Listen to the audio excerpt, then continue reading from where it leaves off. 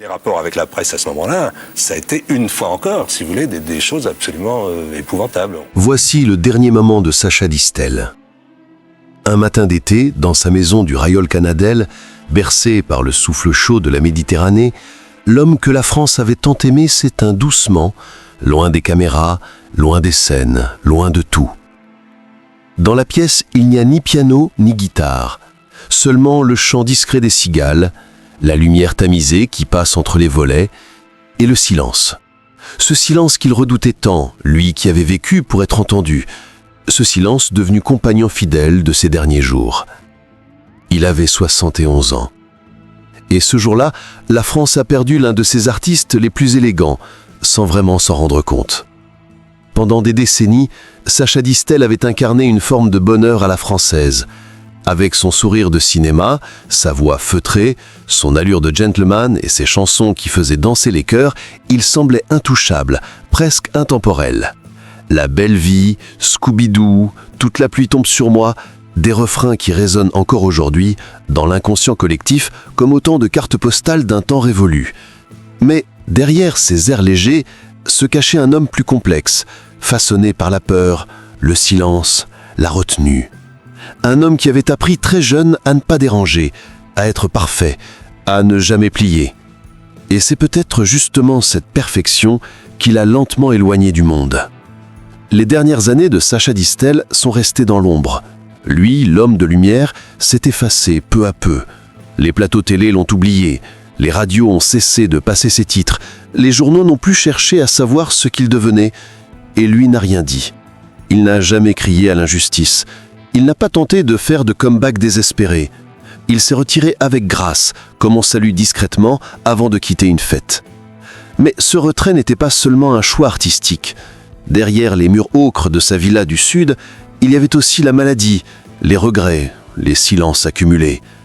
Car si le corps a commencé à faiblir, c'est surtout l'âme qui s'était déjà repliée depuis longtemps. Il y a dans cette disparition une forme de paradoxe cruel.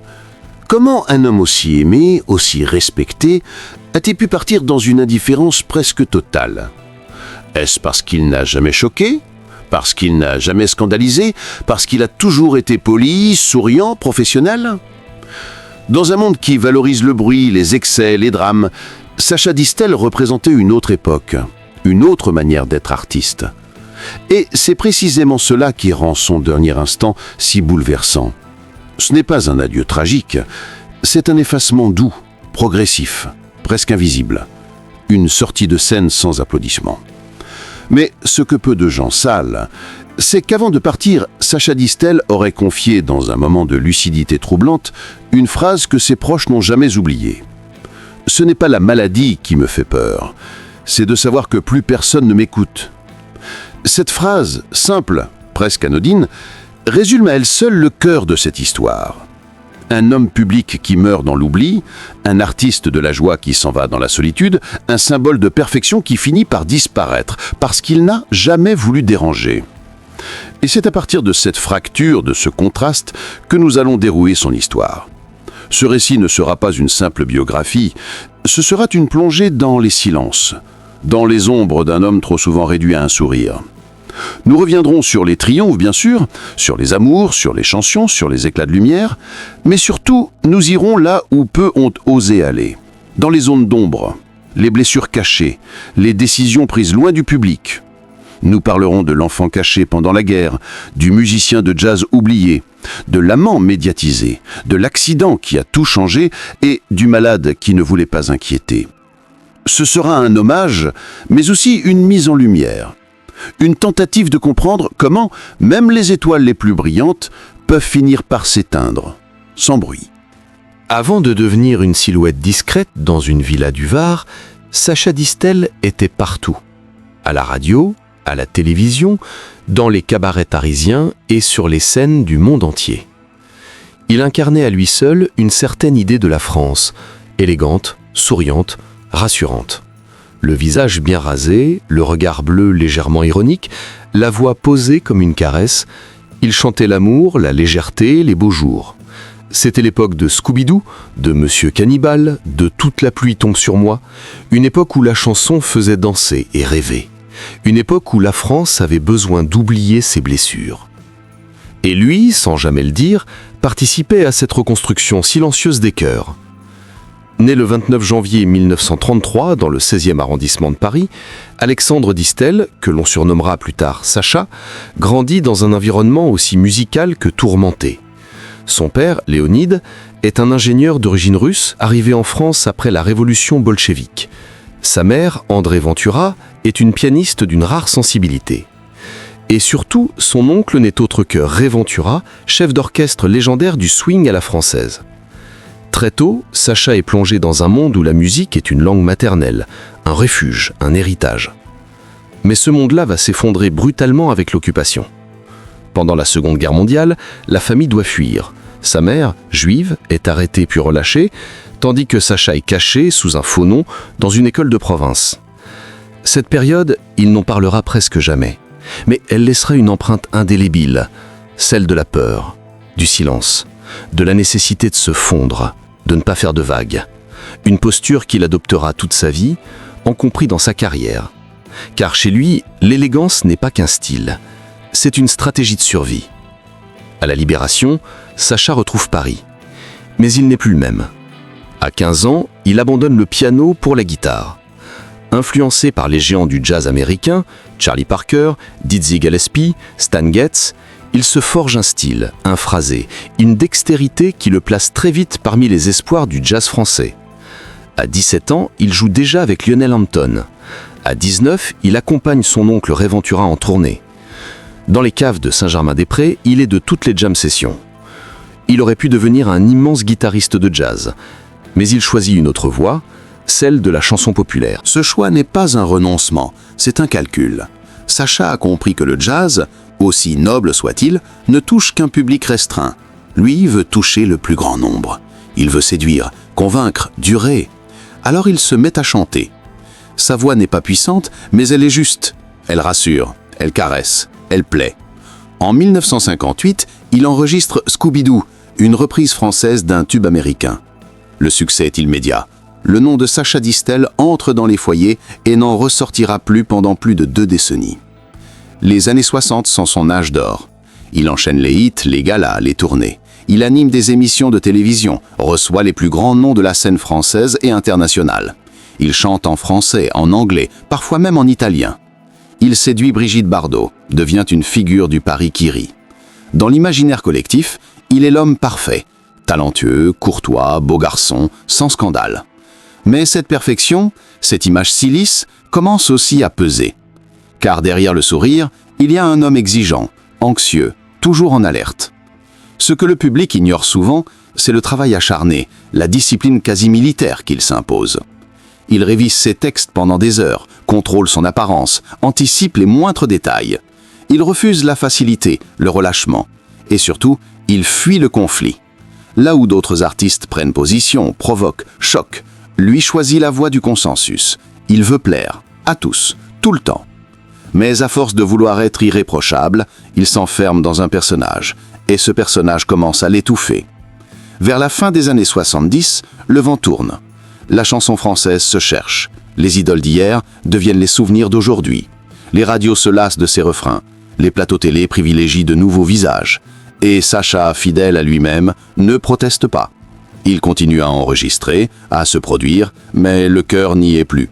Il sent que quelque chose s'éloigne, que le lien avec le public se distende, que l'image qu'il a construite avec tant de soin commence à se fissurer.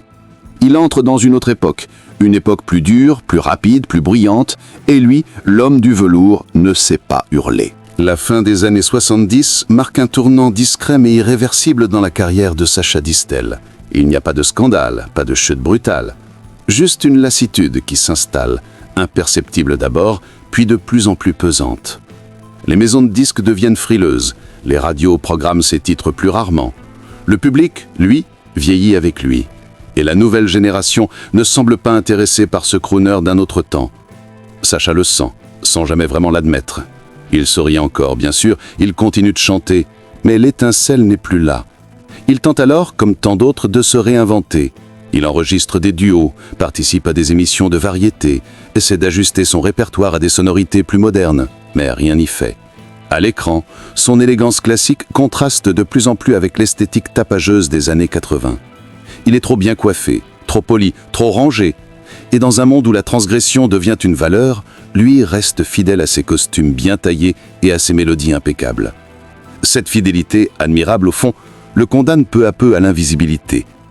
C'est dans ce contexte de déclin feutré qu'intervient l'événement qui va marquer un point de bascule dans sa vie. L'accident de voiture du mois d'avril 1985. Ce soir-là, Sacha est au volant de sa Porsche, accompagné de la comédienne Chantal Nobel. Ils reviennent d'une émission de télévision lorsqu'il perd le contrôle du véhicule. La voiture sort de la route à vive allure. Chantal est grièvement blessée. Sa carrière s'arrête net. Sacha, lui, s'en sort physiquement, mais pas psychologiquement. La presse s'empare immédiatement de l'affaire. Pour la première fois, le nom de Sacha Distel se retrouve associé à un drame. Lui, l'homme sans tache, devient l'objet de critiques, de moqueries, de jugements. Il est poursuivi pour blessure involontaire. Le verdict tombe, 1 an de prison avec sursis.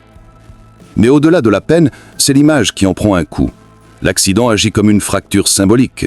L'icône rassurante devient l'homme qui a brisé une vie. Même s'il a toujours exprimé ses regrets, même si la justice a tranché, l'ombre de cette nuit tragique ne le quittera plus. À partir de là, quelque chose se brise définitivement en lui.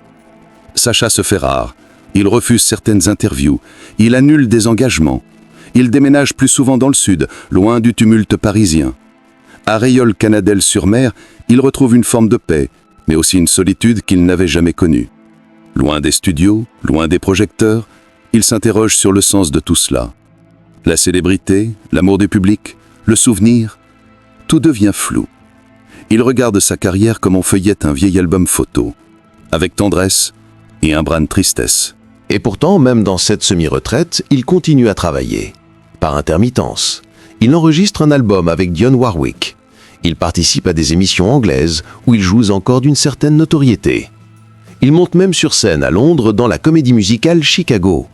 Mais ce ne sont que des sursauts. Des gestes pour rester vivant, pour ne pas sombrer. Car en lui, le doute s'est installé. Il se demande si le public l'aime encore, s'il l'a jamais vraiment aimé pour ce qu'il est, ou juste pour l'image qu'il donnait.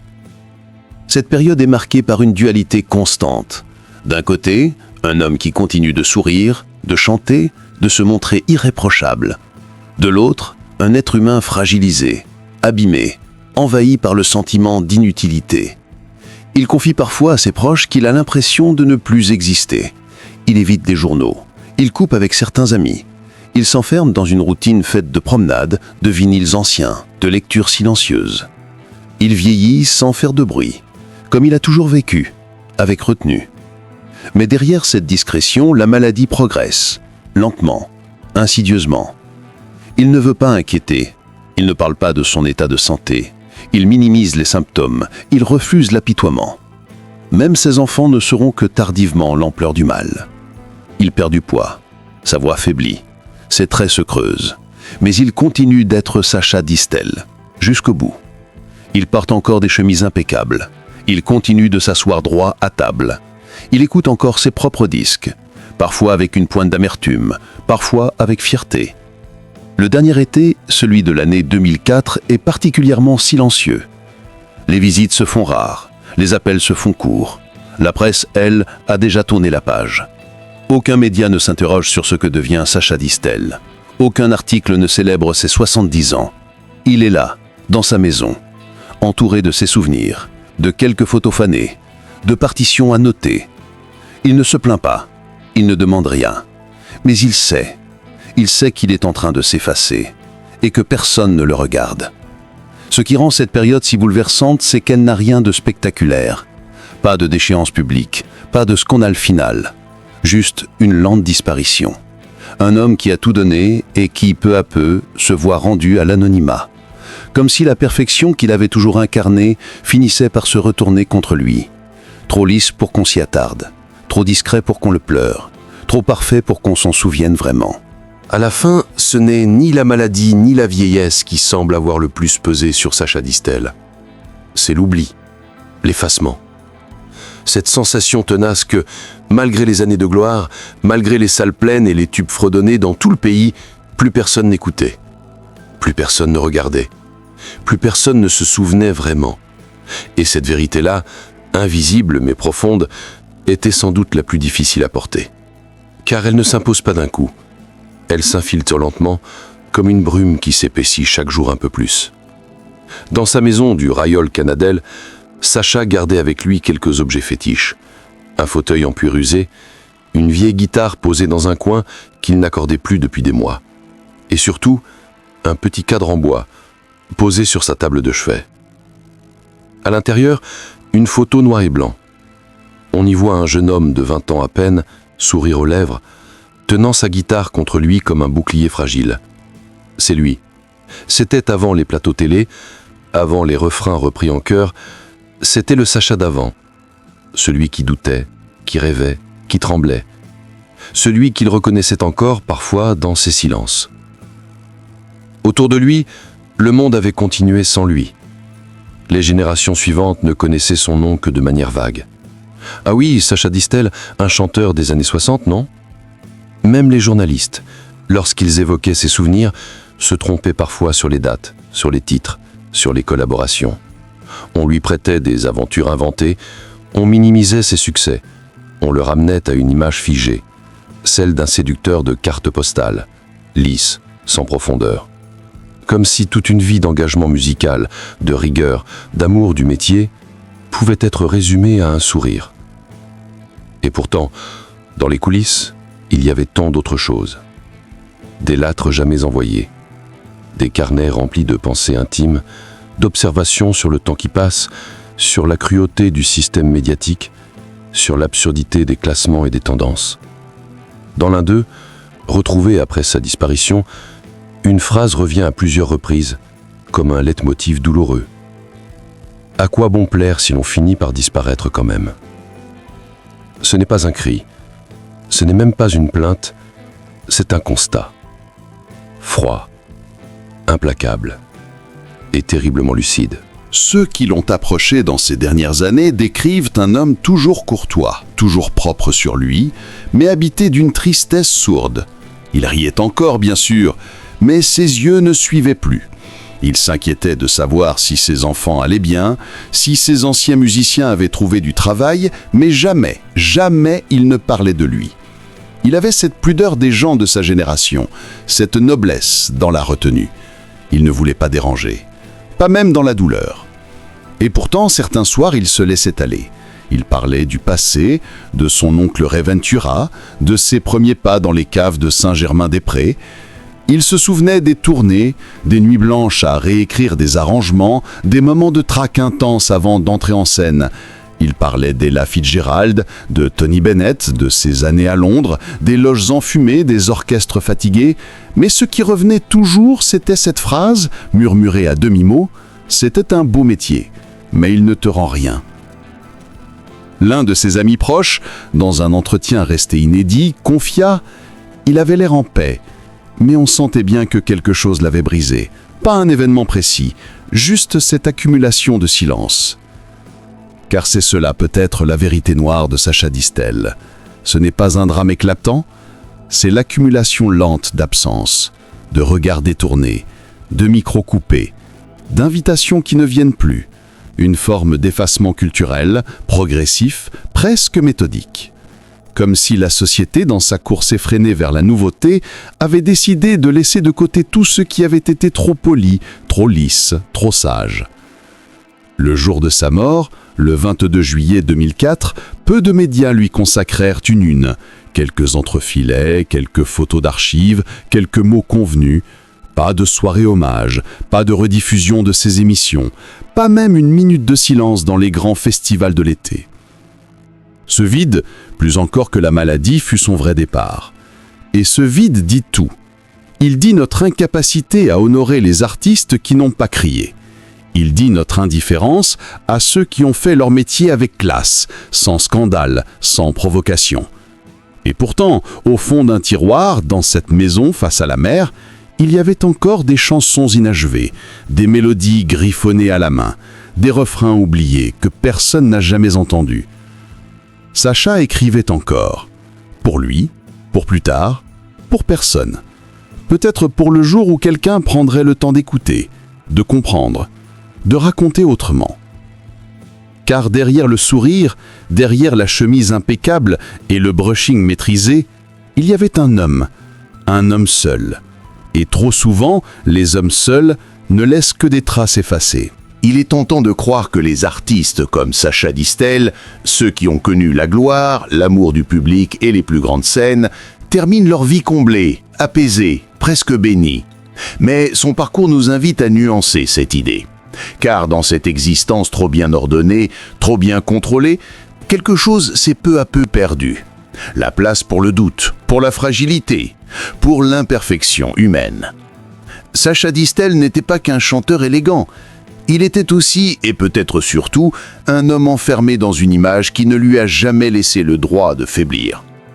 Tout au long de sa carrière, il a fait ce qu'il croyait juste. Il a souri quand il fallait sourire.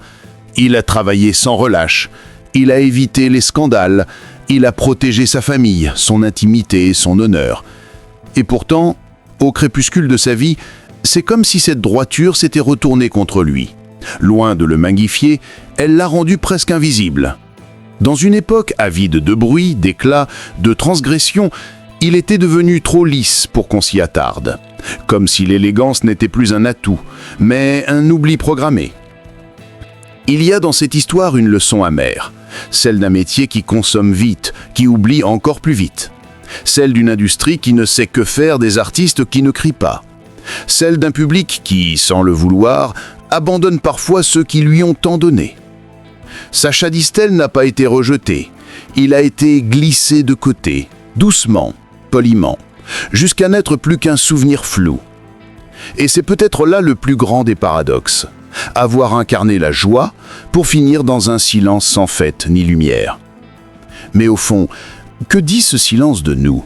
Sommes-nous capables de reconnaître la valeur des choses simples, des parcours sans fracas, des hommes qui ont traversé la scène sans jamais trahir leurs principes ? Ou préférons-nous toujours ceux qui crient plus fort, qui cassent, qui dérangent ? Sacha Distel, par sa seule présence, posait déjà cette question. Sa disparition la rend plus brûlante encore. Et vous, qu'en pensez-vous ? Ce destin tout en douceur, tout en silence, aurait-il pu être différent ? Si Sacha avait osé montrer ses failles, aurait-on mieux entendu sa voix ? Ou bien était-il, dès le départ, condamné à s'éteindre comme il l'avait vécu, discrètement ? Il existe des disparitions qui font trembler les foules, qui remplissent les places publiques, qui font pleurer les écrans. Et puis, il y a celles qui glissent dans le temps, comme une note tenue trop longtemps, qu'on entend à peine s'éteindre. Celles de Sacha Distel appartiennent à cette seconde catégorie. Pas de rideau tombé, pas de tonnerre d'applaudissements. Juste une lumière qui faiblit, dans le calme d'un été provençal. Et un homme, seul avec sa mémoire, face à la mer. Mais certaines vies n'ont pas besoin de vacarme pour laisser une empreinte. Dans la douceur de sa voix, dans la simplicité de ses mélodies, dans l'élégance de ses gestes, Sacha Distel a offert à des millions de personnes des moments de légèreté, d'amour, de rêverie. Il a chanté la belle vie, non pas parce qu'il la possédait, mais parce qu'il voulait nous la faire croire. Et parfois, cela suffit à rendre le monde plus doux, même pour un instant. Il ne nous reste peut-être que quelques photos, quelques disques, quelques images floues de ces passages télévisés. Mais il nous reste surtout un écho, celui d'un artiste qui n'a jamais crié plus fort que nécessaire, qui n'a jamais trahi ce qu'il était, qui a préféré la justesse à la démesure. Ce jour de silhouette se perd vite dans la mémoire collective, mais dans les silences, elle revient, comme un refrain qu'on pensait oublier et qui revient sans qu'on sache pourquoi. Aujourd'hui, peut-être que la France ne fredonne plus Scooby-Doo en marchant dans la rue. Peut-être que les jeunes générations ne savent pas qu'il fut un jour l'un des visages les plus aimés du pays. Mais il suffit d'écouter ses chansons, une seule, pour comprendre ce qu'il a été. Une parenthèse, un sourire, une élégance qui ne demandait rien et qui, justement pour cela, mérite d'être honorée. Certains adieux deviennent invisibles, jusqu'à ce qu'on prenne enfin le temps de les raconter. Celui de Sacha Distel n'a pas fait de bruit, mais il a laissé derrière lui un silence habité, un vide élégant, un souvenir fragile. Et peut-être que dans ce souvenir, il chante encore.